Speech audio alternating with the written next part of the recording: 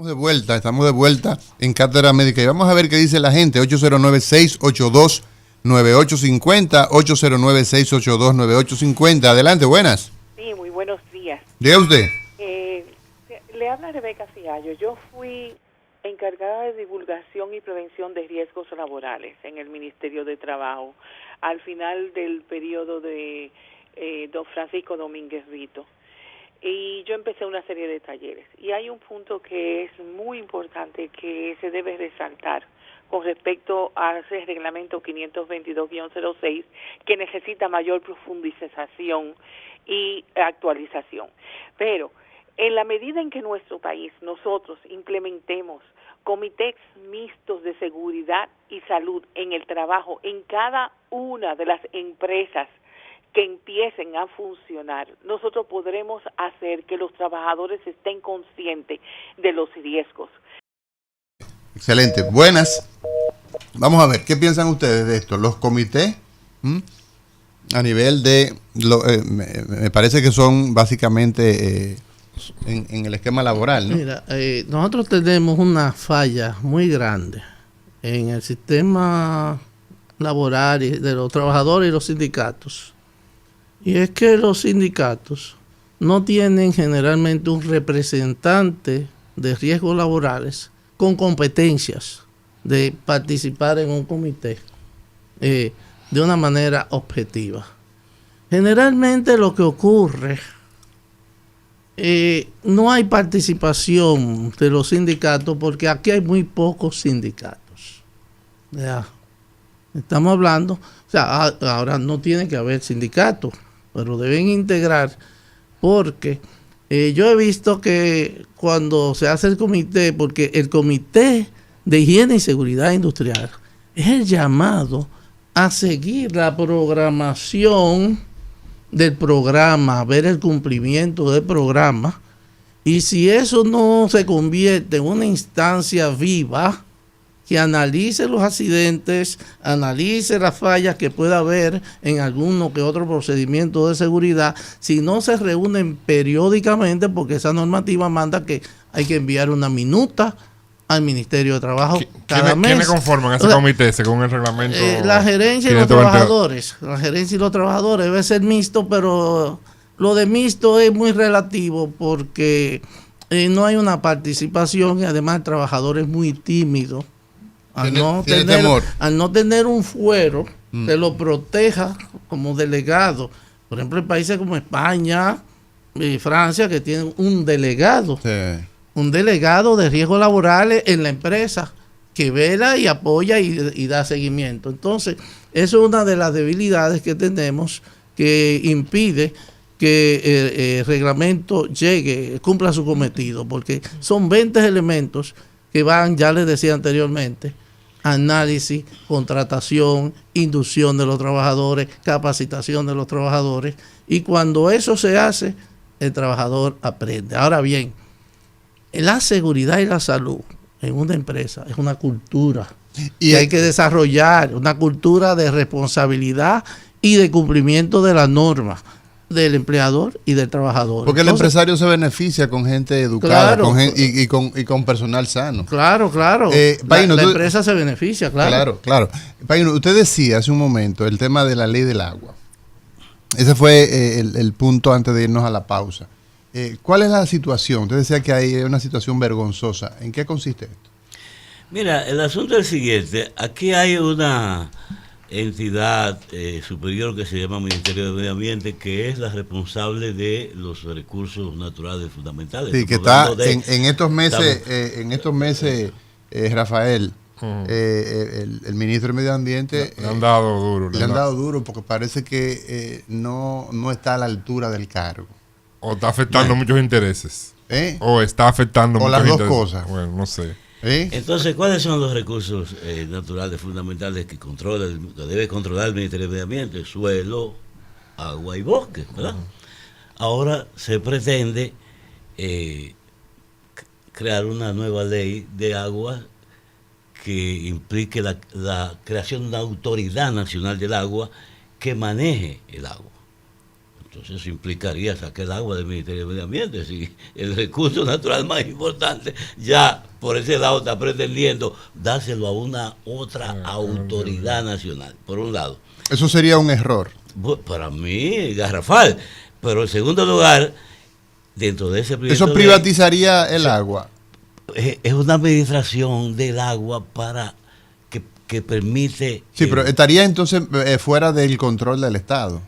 No, puede ser una entidad del Estado. En este caso se está planteando una autoridad nacional del agua que funcione como una, no será un ministerio, será una federal, lo que sea, pero el caso es que tiene la autoridad de administrar el agua según este proyecto de ley, y en las consideraciones que tú ves en el proyecto de ley hay implicaciones reales, yo le estoy hablando porque lo conozco a cabalidad, de entregarle con alguna, ¿cómo se dice? Eufemismos. Sí, eufemismos de que derechos de administración real.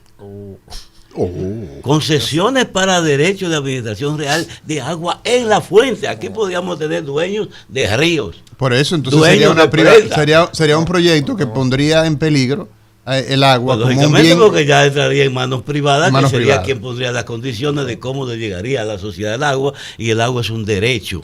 Es un derecho, ya el acceso al agua es un derecho humano. Sí, siempre lo fue. Ahora, si usted no tiene para comprarlo, se fuñó. Bueno, porque ahora no tenemos agua potable. O sea, cuando nosotros abrimos las llaves aquí, no podemos consumir esa agua. Diferente a los países desarrollados, que usted abre su llave, usted lo ve en películas, la gente abre la llave, ponen el vaso, lo cogen. Sí, cuando tú vas a Estados Unidos. Esa parte del Estado, el Estado tiene que resolver ese problema porque están obligados a llevarle agua potable a los hogares. Ahora bien, si tú quieres agua potable de alguna manera diferente, embotellada, ¿verdad? En esto bonito o aquello, ya es un problema de comercial. Ya sí. Eso sí es otra cosa donde el Estado puede llegar a acuerdo para autorizar la industrialización de diversas formas de consumo de una cosa como en este caso del agua, pero no el adueñamiento de ese recurso natural que es público, y usted no puede bajo ningún concepto en ningún momento otorgar derechos sobre eso, porque la Constitución dominicana, y la Ley General de Medio Ambiente indican claramente que eso es un recurso público. Pero, Paino, si esa ley pasa, siendo un poco creativo, la próxima ley que van a pasar es una ley de concesión de administración del aire y el oxígeno. Ya sería la única que quedaría. Es más difícil. Vamos a ver, Bruno. En España hubo algo parecido a eso que tú estás diciendo, un intento. Fíjese. La autoridad regulatoria y es el Ministerio de Salud, que es del agua potable, y a nivel del Ministerio de Salud, salud ambiental. Ese proyecto de ley, cuando yo estando en salud ambiental, se discutía, pues tiene más de 30 años. Una de las etapas que estuvimos trabajando, se planteaba la creación de una superintendencia y de un órgano rector que sería un viceministerio de salud ambiental. Yo creo que ya eso se borró de ese proyecto, porque ya a nivel de esa superintendencia, ese era que iba a contratar y a regular que la gente hiciera las cosas, una superintendencia de instancia público-privada, como se planteaba. Entonces eso ha cambiado un poquito, y es bueno tener un grito de alarma, porque una alarma, no, como está preocupado, como el comunicado de estos días de los médicos neumólogos, dar una alarma no es estar alarmado, dar una alerta no es estar alarmado. Y los neumólogos lo que dieron fue una alerta. Entonces hay que dar una alerta de que ese proyecto de ley, junto con el otro proyecto de ley, escúchame, como que me estoy metiendo mucho para medio ambiente, para la ley de derechos de suelo y organización territorial. Hay muchas cosas ahí que eso está casi aprobado. ¿Entiende? Entonces eso genera una serie de atribuciones. Creo que vi al ingeniero Luis Carvajal esta mañana hablando de nuevo del tema. Luis no lo quiso invitar. No quiso invitar a Luis Carvajal. Se van a crear entonces reinado por ley. Hay que diferenciar el recurso natural, el recurso natural, agua pura, de el recurso industrializado, digamos. Agua potable. Sí, agua potable y saneamiento, porque ya eso es un tema que instituciones ahora mismo de agua potable de las Coras, INAPA, CAS, bueno, todo eso se puede poner en una sola autoridad. Pero sigue siendo autoridades para el uso de base. El presidente del consejo del INAPA es el ministro de salud. Para la distribución uso. De hecho el presupuesto de salud y el del agua están juntos. Sí, pasa por eso se dice que es un 2%, pero no es un 2%, porque ahí están las aguas. Pero solo pasa, el ministro no tiene incidencia. El doctor es de agua y saneamiento, porque el agua... Habla muy mal del ministro de salud. ¿Sabes lo que pasa con el agua después que se usa? ¿Qué pasa? El agua servida. Agua residual, y eso tiene que tener... ¿Qué pasa con esa agua, Paino? Paino, en la parte final ya del programa hoy, que es el Día Internacional del Medio Ambiente, donde nosotros procuramos que las escuelas se asigne un espacio para que los niños aprendan a cómo cuidar el medio ambiente, días para ir a reforestar, días para ir a visitar los ríos, para ver esas fuentes acuíferas, dónde nacen los ríos, para que los niños entiendan ese ciclo del agua, cómo el agua que cae finalmente retorna y se convierte en un ciclo. Adelante. ¿Cuántas cosas hay que hacer en la escuela? Realmente no da tiempo, por eso los muchachos no saben ni leer ni escribir. La educación ambiental tiene que comenzar, yo diría que en el hogar primero que nada, y luego en las escuelas. Y uno de los elementos que yo recuerdo cuando niño era ese día del árbol, cuando Trujillo, todo el mundo sembraba un árbol. Óigame, cuando Trujillo, que no había ley de medio ambiente, ni nadie hablaba de ese problema, sin embargo sembramos un árbol. Eso era todos los años. Sí, es que había un reforzamiento familiar bastante diferente. La familia estaba más constituida. Las escuelas son una buena fuente. Primero para la educación de los niños, y también tenemos el Ministerio de Defensa, que debería la mitad de su guardia estar sembrando permanentemente árboles en el país. No metamos en ese tema, Paino. Bueno, pero déjalo cuidando la frontera. Estamos hablando de sembrar. 30 segundos. Mire, el problema es medio ambiente. Yo soy un muchachito de 67 años. Me crié en Ciudad Nueva. Y nosotros, en los años 60, 70, pescábamos sardinitas y se veía el fondo del mar. Eso era limpio. Y el cachón de la rubia. Hoy día, cuando uno ve las toneladas de desechos, nos dice que estamos mal y estamos a tiempo.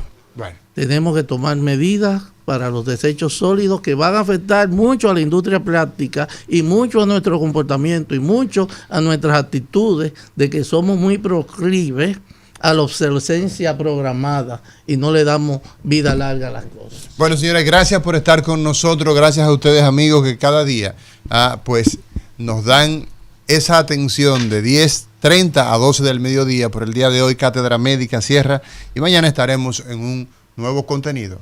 Gracias.